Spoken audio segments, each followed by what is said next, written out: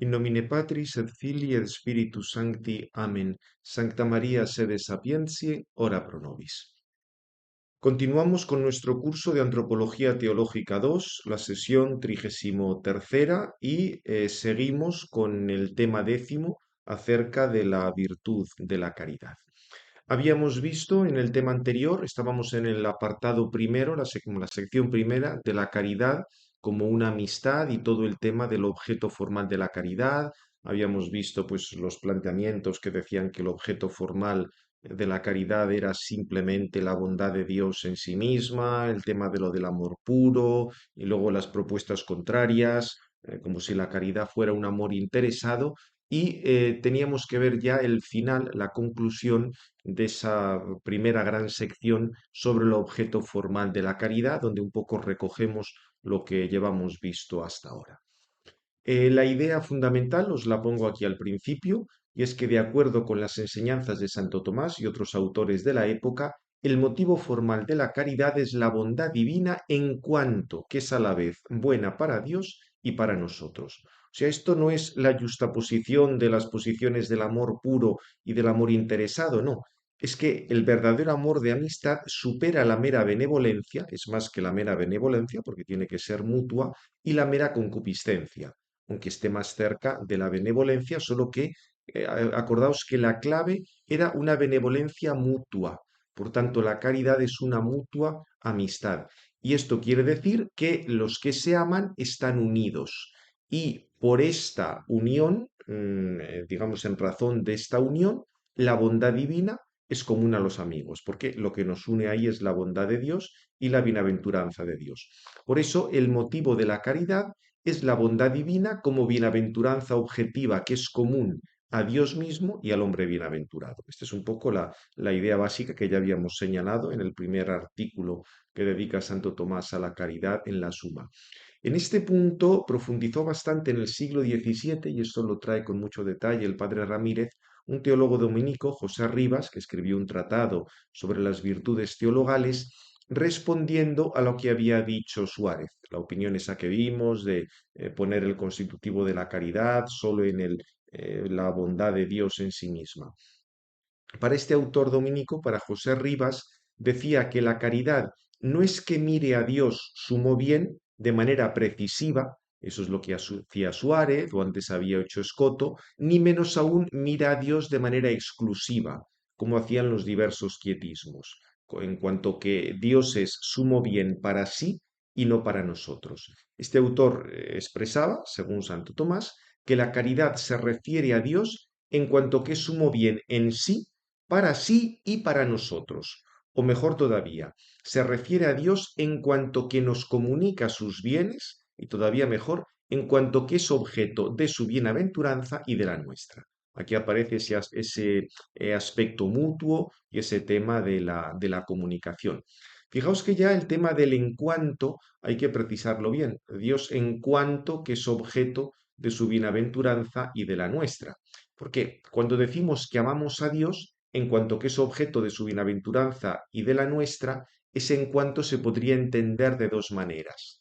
Si lo tomamos como fin, sería falsa, porque no es que amemos a Dios para provecho nuestro, porque entonces el fin sería nuestro provecho. Pero si tomamos en cuanto como razón del amor por parte del amante, es decir, qué hay en nosotros para que amemos a Dios, entonces es verdadera. Porque fijaos que en la naturaleza humana no habría la posibilidad de amar a Dios amigablemente si no fuera porque cada hombre depende ya de ese sumo bien que es Dios, y eso es lo que va a establecer, como ya hemos dicho y luego insistiremos, esa proporción, esa consonancia, esa conveniencia para que podamos amar a Dios. Fijaos que Santo Tomás, cuando hablaba de que el amor de caridad del ángel hacia Dios, en realidad decía una cosa muy parecida. Aquí explica cómo es posible o sea, cómo sucede el amor de caridad del ángel a Dios. Cuando se dice que Dios es amado por el ángel en cuanto que es bueno para él, si en cuanto se refiere al fin, es falso, pues no ama naturalmente a Dios por su bien, sino por el mismo Dios. En cambio, si en cuanto indica la razón del amor por parte del amante, entonces es verdadero, pues no habría en la naturaleza de alguien el que amara a Dios, sino porque cada uno depende del bien que es Dios. Es decir, si tú no tienes en ti esa participación del bien que es Dios, no puedes amar a Dios. Por eso fijaos que esos bienes sobrenaturales, incluyendo la misma caridad, digamos, tenemos que amarlos. O sea, podemos amar en caridad, lo veremos después con detalle, con amor de concupiscencia los bienes creados. Deseamos los bienes creados para nosotros, claro está, porque son bienes para nosotros. Y sobre todo los bienes creados sobrenaturales. Pero es que tenemos que buscarlos y desearlos porque proceden de Dios. O sea, no nos quedamos simplemente en esos bienes, sino que gracias a esos bienes, tanto de la naturaleza y especialísimamente los de la gracia, nos elevamos para amar a Dios por sí mismo con amor de amistad. Entonces, cuando vamos a Dios con amor de amistad, nos hacen falta esos bienes. Y lo que Dios nos da es un bien para nosotros, por supuesto, pero todos esos bienes sobrenaturales es los que nos llevan a amar a Dios. Porque fijaos que si no amáramos esos bienes o no los estimáramos, estaríamos despreciando a Dios quien nos lo ha dado. Por supuesto que habrá que evitar el apegarse a esos bienes y apartarse de Dios. Pero esto lo dice Santo Tomás, luego veremos las citas. Los bienes estrictamente sobrenaturales nunca te pueden apartar de Dios. ¿Por qué? Porque los bienes sobrenaturales son los que nos proporcionan, los que nos hacen ser proporcionados para poder amar a Dios con amor de amistad. O sea que gracias a estos bienes, que son realmente bienes para nosotros y que los buscamos, tenemos esa proporción para poder amar a Dios con un amor de amistad. Por eso, fijaos, esta distinción es interesante. Vamos a ver algún texto de Santo Tomás. El amor y deseo de esos bienes no es un amor mercenario. Aquí Santo Tomás recuerda que todo amor mercenario es de concupiscencia, pero no todo amor de concupiscencia es mercenario. ¿Cómo se distingue una cosa y otra? Aquí hay comentarios patrísticos y luego de Santo Tomás al comentar el texto acerca de que cuando habla del buen pastor, lo distingue del mercenario, etcétera. En el comentario de San Juan vamos a ver un poco alguna cosa de estas. El amor mercenario es el que se mueve solo buscando unos bienes. Y ahí se distingue la merced, digamos el premio a un trabajo, de la herencia. La herencia es la vida eterna, mientras que la merced serían bienes corporales y temporales de este mundo.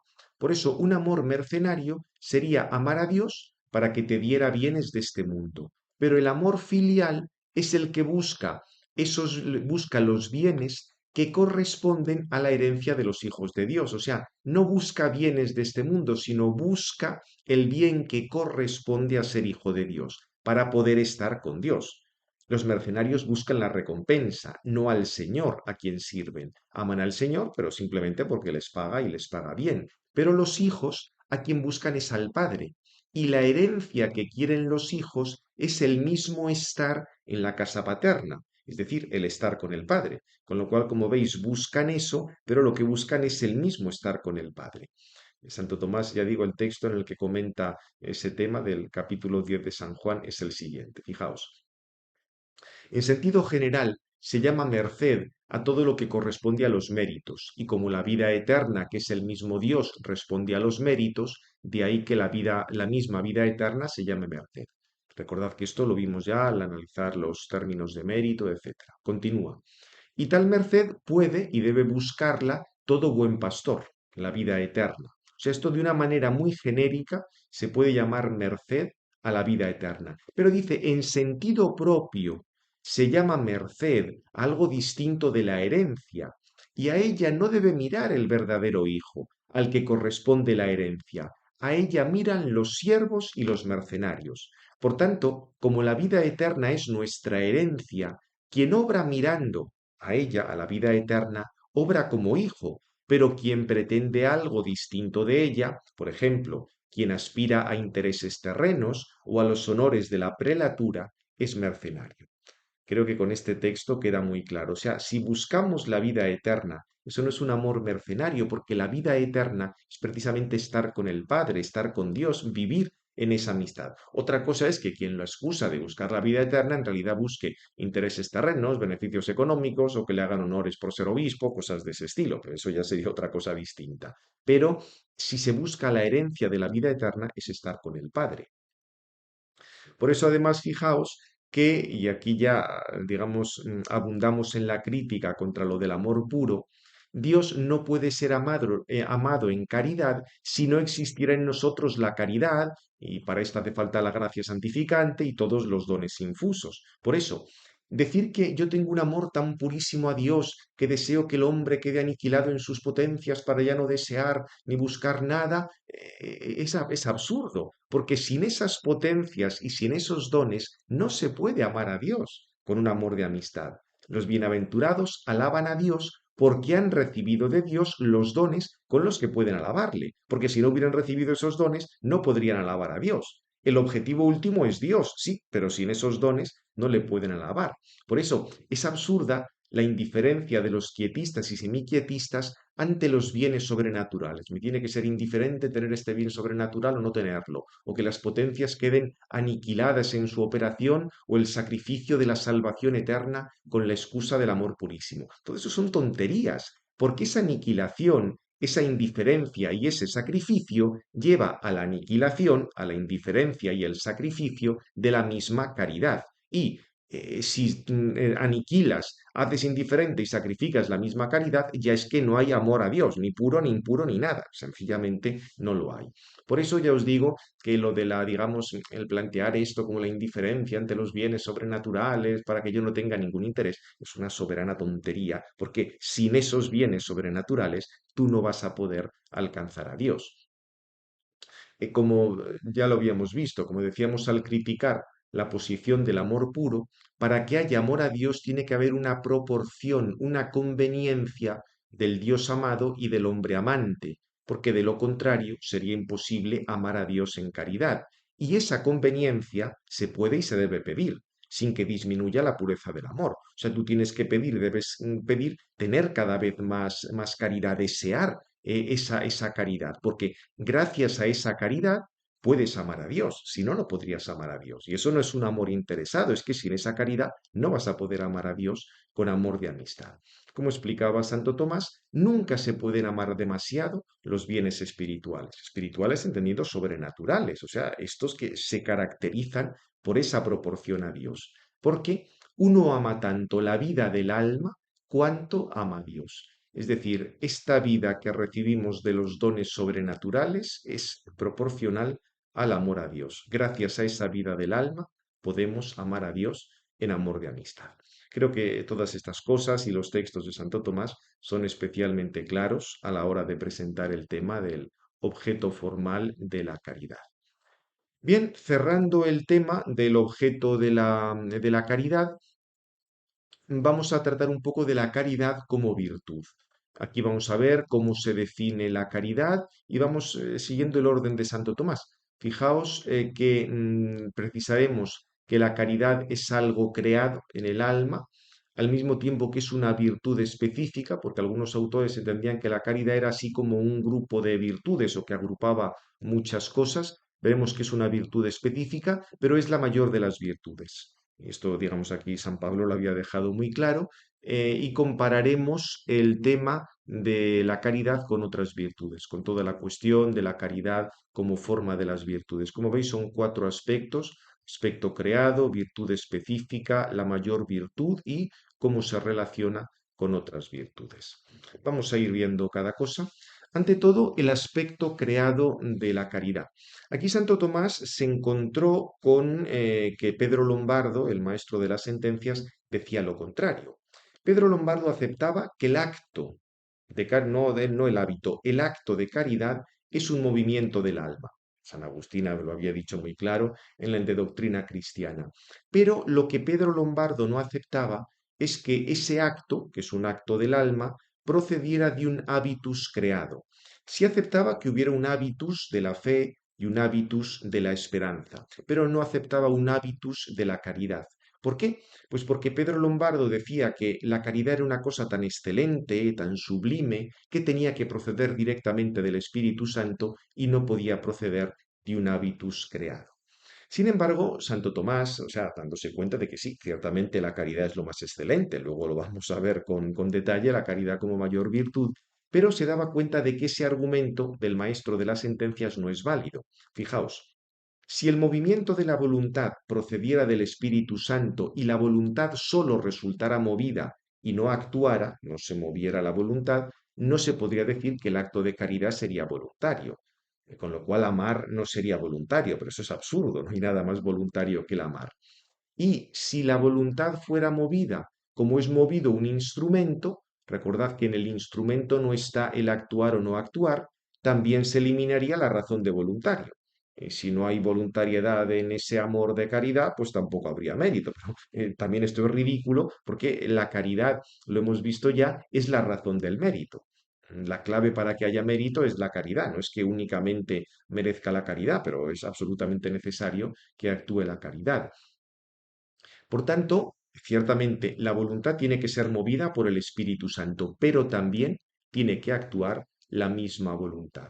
Ahora, para producir un acto de manera perfecta, la potencia, en este caso es la voluntad, tiene que tener cierta connaturalidad con ese acto, mediante alguna forma que sea principio de actuación. Santo Tomás recuerda que Dios ha dado las formas a cada cosa para que se inclinen hacia los fines establecidos por Dios. Es decir, la forma es lo que permite que tal operación sea connatural.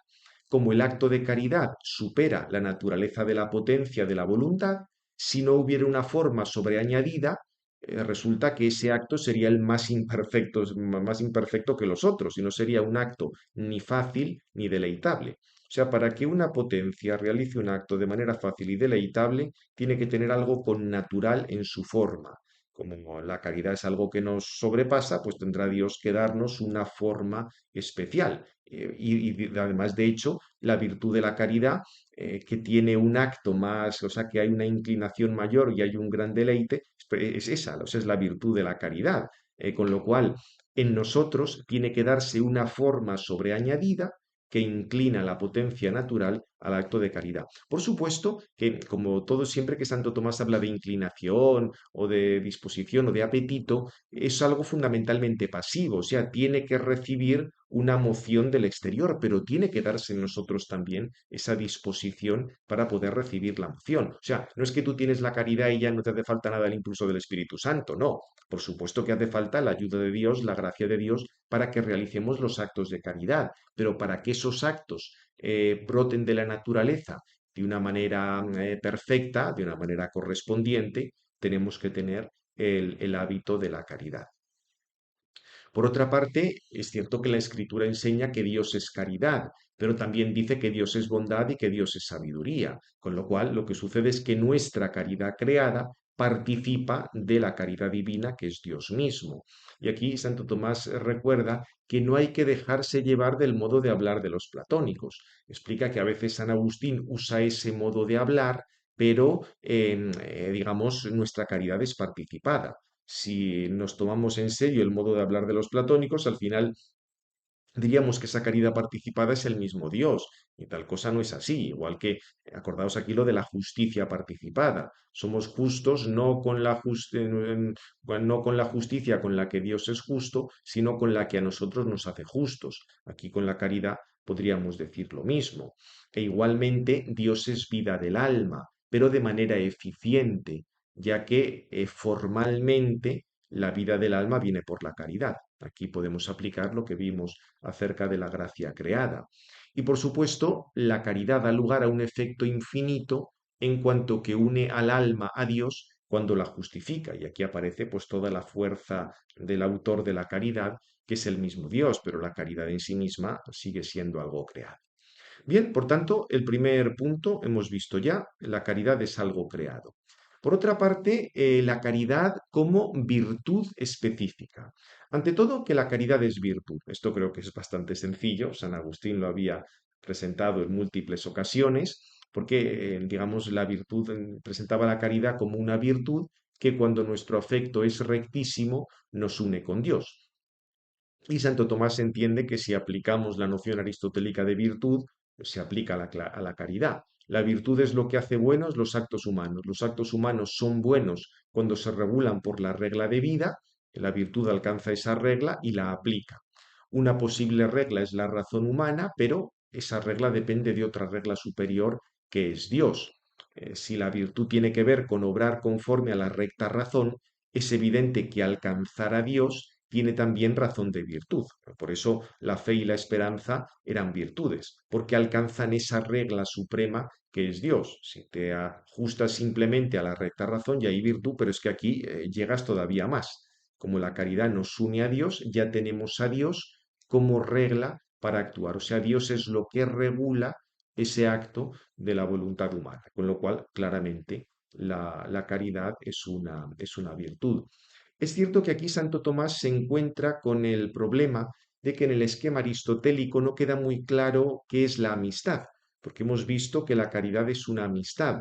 Se podía situar en el campo de la justicia o más, digamos, más correctamente en Aristóteles, la amistad sería algo que sigue o acompaña otras virtudes. Lo que pasa es que digamos, en el caso de la caridad es algo distinto porque no se apoya en una virtud humana previa, sino que directamente se apoya en Dios.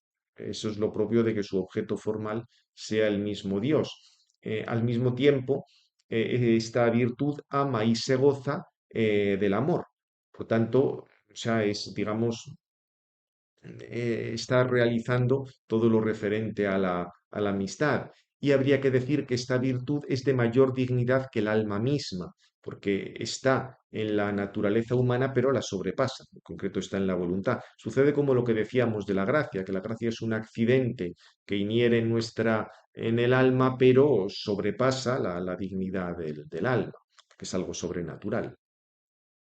Con lo cual, o sea, la clave, por tanto, para que sea una virtud es que alcanza una regla para hacer los actos buenos y esa regla es el mismo Dios que supera la razón humana. Ahora, supuesto ya que la caridad es virtud, también hay que decir que es una virtud específica, una virtud concreta. Y esto es muy sencillo por lo del objeto formal. Para decir, para hablar de un acto o un hábitus específico, recordad que lo que daba especie es el objeto formal.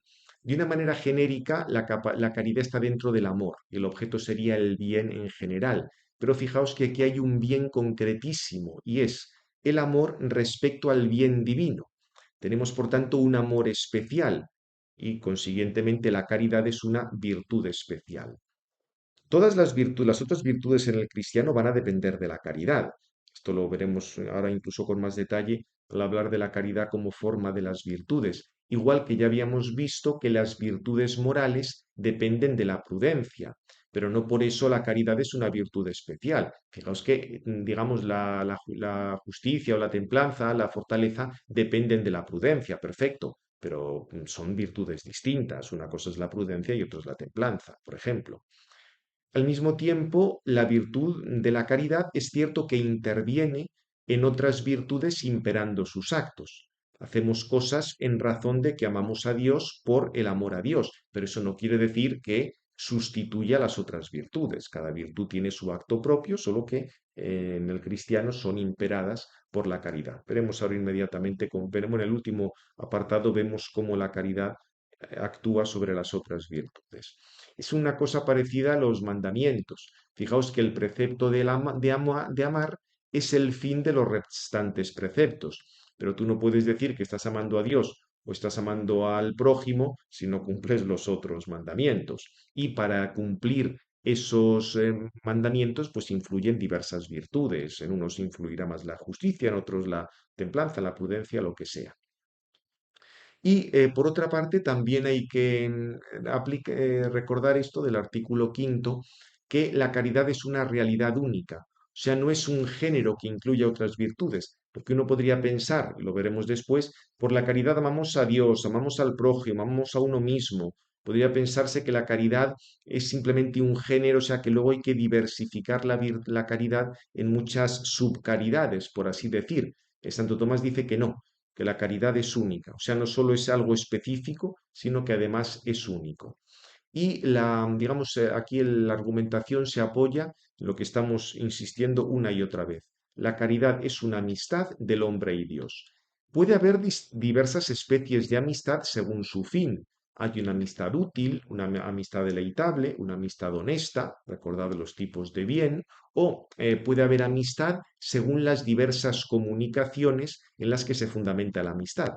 Recordad que la amistad tiene que fundamentarse en que se está compartiendo algo, en que hay una comunicatio de algo. Por ejemplo, compartimos dentro de los miembros de una familia, comparten el ser de una familia, comparten unos determinados bienes o comparten el vivir en una ciudad.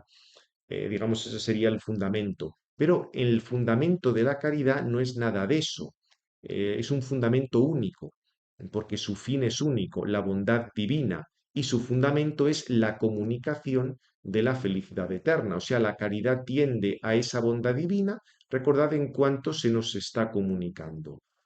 Por eso, ya habíamos dicho que la caridad es una amistad. Compartimos la felicidad eterna con Dios, con lo cual no hay varias especies de caridad, hay una única especie de caridad que tendrá luego diversos actos, se extenderá a objetos materiales, a diversas cosas, a Dios, al prójimo, a uno mismo, incluso ya veremos luego en el tema del objeto material de la caridad, pero el objeto principal es Dios y el resto de las cosas es siempre en orden a Dios. O sea que aunque amemos muchas cosas por caridad, siempre será en orden a esa amistad con Dios.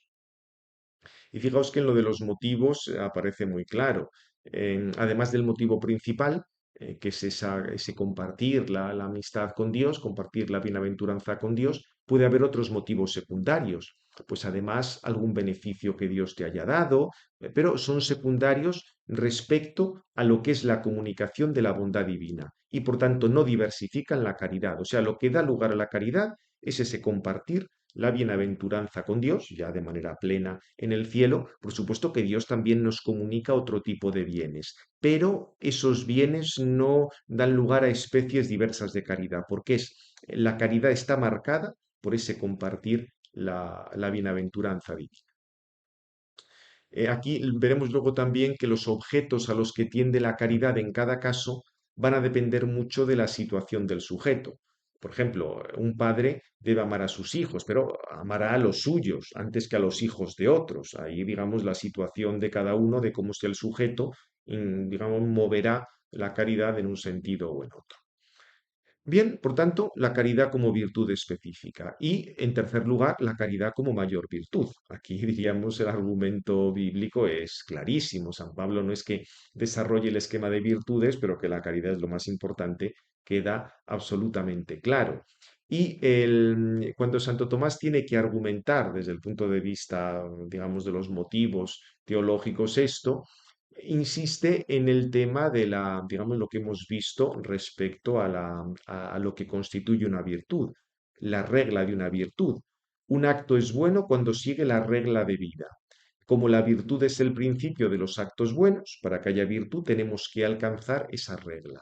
La regla es doble, la razón humana y Dios, con lo cual las virtudes que alcancen a Dios, que es regla primera, serán superiores a las otras. Por eso las virtudes teologales son superiores a las virtudes cardinales. Y dentro de las virtudes teologales, que tienen por objeto a Dios, la que alcance más a Dios será la más importante. Fijaos que aquí Santo Tomás recurre al argumento que es más importante lo que es por sí mismo, per se, que lo que es por otra cosa, per alinto. En la fe alcanzamos a Dios en cuanto que es principio para conocer la verdad. En la esperanza alcanzamos a Dios en cuanto que es principio para conseguir el bien. Pero en la caridad alcanzamos a Dios para permanecer en el mismo Dios. O sea, ya la caridad no está orientada a nada que vaya más allá. El objetivo es permanecer en Dios, no para conseguir algo que nos venga de Él. Por eso, fijaos, si comparamos la caridad con la fe y con la esperanza, es superior. Ya digo, aparece claramente en la Escritura, pero Santo Tomás nos da este argumento.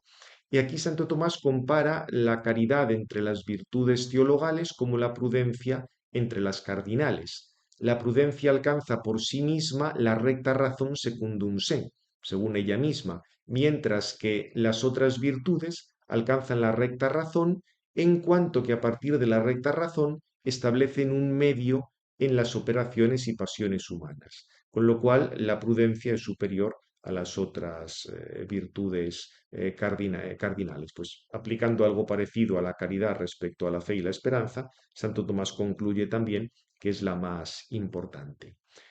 Se podría plantear una objeción de que la fe es superior, porque el entendimiento es una potencia más alta que la voluntad, pero Santo Tomás nos explica que respecto a las cosas que son inferiores al alma, se puede decir que están en el alma de manera más noble que en sí mismas. Porque ¿sabes? Si tú conoces algo que es puramente material, lo conoces, digamos, en tu alma, tiene un ser más noble, porque el alma es más noble que esa cosa meramente material. Pero en cambio, lo que tiene que ver con la voluntad, tiende a las cosas tal como son en sí mismas. Y como la caridad tiende a Dios tal como es en sí mismo, la caridad supera a la fe. Porque diríamos, en el caso de la fe, no es que Dios vaya a ser más noble en cuanto conocido que en sí mismo, ¿no? Dios es más noble en sí mismo que en cuanto conocido. Como la caridad se dirige a Dios en sí mismo, es más noble la caridad que la fe. Ya digo esto para salir al paso de esas discusiones si el entendimiento es superior a la voluntad y por eso la fe debería ser superior a la caridad. Y respecto al tema de la comparación de caridad y esperanza, que esto ya nos ha salido, el mismo bien es objeto de la caridad y de la esperanza. Lo que pasa es que la caridad conlleva esa unión de amistad con el bien, mientras que la esperanza supone cierta distancia respecto a él. La caridad no trata a Dios como bien arduo porque ya lo posee. Es cierto que lo posee en este mundo, pues todavía de una manera muy, digamos, muy precaria, pero ya en la otra vida será perfecta. Y en ese sentido la caridad es más perfecta que la esperanza porque ya hay una posesión, que repito, sea una posesión de amor, de amistad, que todavía en este mundo no está consumado, pero no deja de ser en cuanto virtud más perfecta que la esperanza. Y la prueba es que, digamos, la confirmación de esto es que en la otra vida ya no quedarán ni fe ni esperanza, simplemente caridad y a la fe será sustituida por la visión de Dios. Bien, y ya por último, el apartado este de la caridad y el resto de las virtudes. No tanto la comparación, que ya la hemos visto, sino dentro de todo el organismo sobrenatural, qué papel tiene ahí la caridad. Porque Santo Tomás nos presenta que no puede darse una verdadera virtud, digamos, verdadera virtud con mayúsculas a fondo, sin la caridad. Aquí por una parte, aquí Santo Tomás diríamos se encontraba con dos grupos de, digamos, de textos, dos grupos de fuentes. Por una parte, tenía la elaboración aristotélica de la moral que giraba en torno a las virtudes, y Aristóteles no había conocido la caridad, con lo cual, en algún sentido, habría que hablar de virtud sin caridad. Pero, por otra parte, tenía todos los planteamientos agustinianos, o más en general antipelagianos, que hablaban de todos los límites del hombre sin la gracia y la caridad. Santo Tomás, diríamos, tenía que armonizar ambos grupos, por así decir, de fuentes o de temas. Y Santo Tomás los armoniza profundizando en la cuestión de virtud. Él explica que la virtud se ordena al bien y el bien principal es el fin. Entonces, podemos hablar de un fin y un bien último o de un fin y de un bien próximo. El fin último y el bien principal del hombre es la fruición de Dios y por tanto virtud verdadera es la que va a ordenar al hombre a este disfrute de Dios. Y en ese sentido, si nos fijamos en el fin último, en el bien principal, no puede haber ninguna verdadera virtud sin la caridad, porque, digamos, sin esa caridad no vamos a llegar al fin último, a esa fruición. Ahora, si hablamos del bien próximo y particular, también tenemos que distinguir un bien próximo verdadero y que sea ordenable al bien principal. Ojo, ordenable, porque para que esté ordenado te hace falta la caridad. Pero puede haber un bien particular, no sé, un amor a los padres, cuidar a los padres. No es el bien último, o sea, no es el bien principal ni el fin último, pero es un bien próximo, verdadero, noble, que es ordenable al bien principal.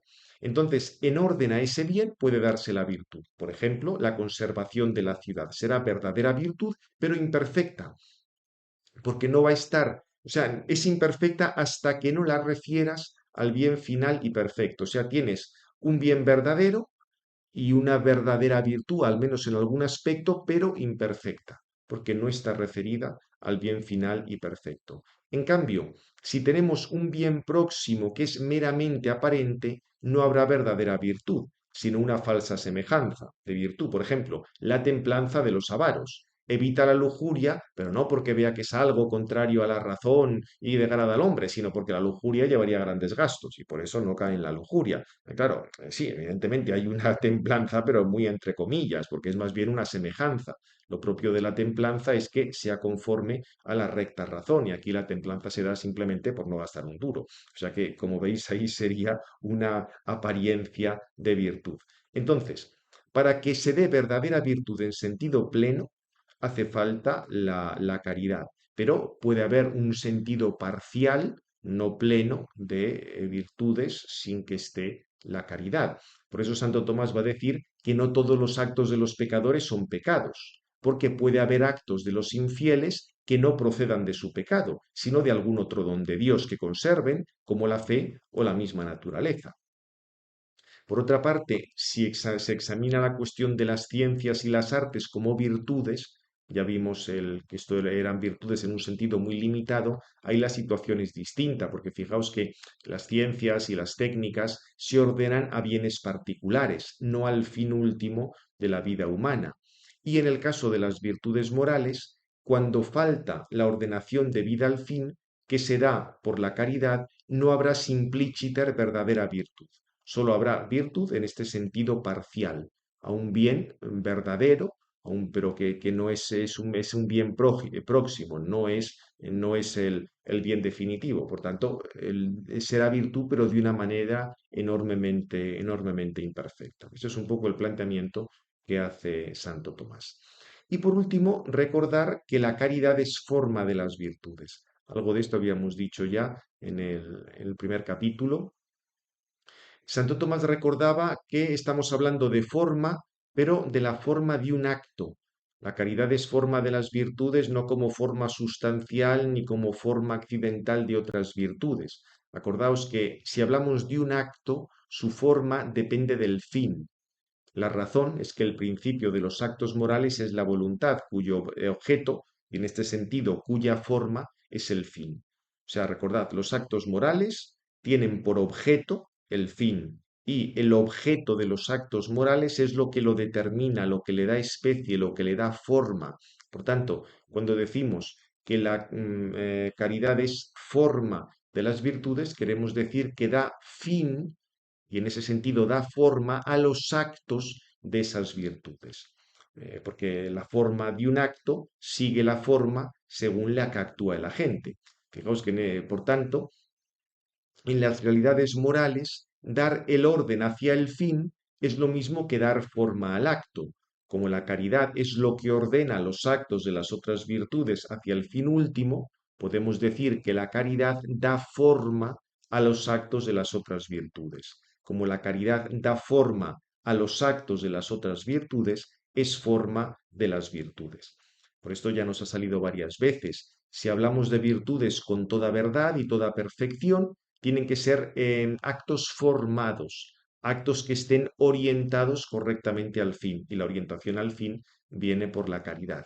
Atención aquí, no os confundáis porque aquí hay gente que se lía enormemente con esto de que los actos tengan que estar informados por la caridad, orientados por la caridad. No es que en todo momento haya que estar haciendo actos de caridad y pensando en Dios. Diremos más adelante algo del tema de la perfección de la caridad, pero para ordenar todas las cosas a Dios no hace falta estar pensando en acto continuamente en Dios. Esto Santo Tomás lo dice con mucha claridad. Referir actualmente todas las cosas hacia Dios no es posible en esta vida, del mismo modo que no es posible estar pensando siempre en Dios. Tal cosa pertenece a la perfección de la patria celeste.